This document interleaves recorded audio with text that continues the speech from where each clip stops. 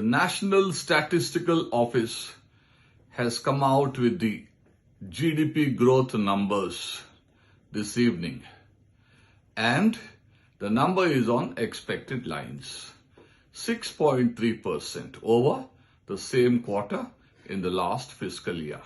Remember, RBI said the growth rate is going to be between 6.1 and 6.3, turned out to be 6.3.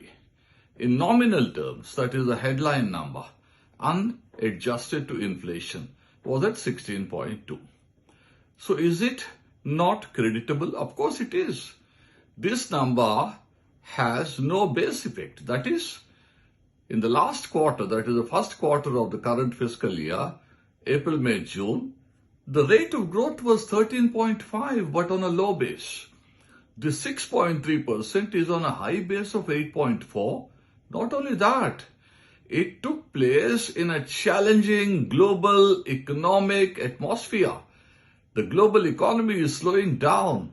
In India, the rates are going up. RBI has been consistently hiking up the repo rates.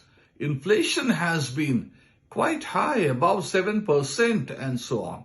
So it's been a challenging number, impressive number. Agriculture grew 4.6% in spite of heat waves and also irregular rains. Services sector grew well. Consumption is picking up, private consumption. But the bad news is manufacturing is contracting. That again can be linked to the world economy being in near recession, and so there is no demand for our goods and therefore exports are declining. Another bit of bad news is that we have not been posting good growth in the mining sector, which is also in the negative.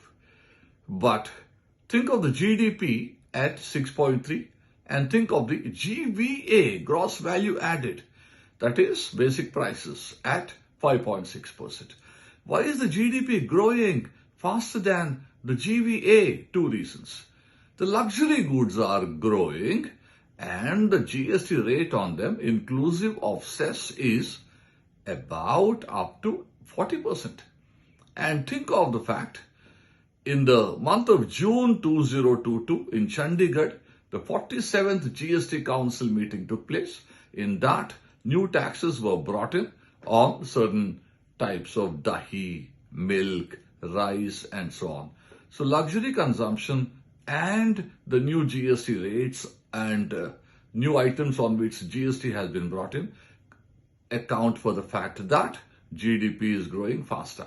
And please remember, GVA is GDP minus indirect taxes, that is product taxes. Going ahead, can we expect better growth? Yes, we can, because inflation is coming down, commodity prices are coming down. And also the other side, which is the headwind, is the world continues to be in slowdown mode, and also Indian rates are going to be hiked.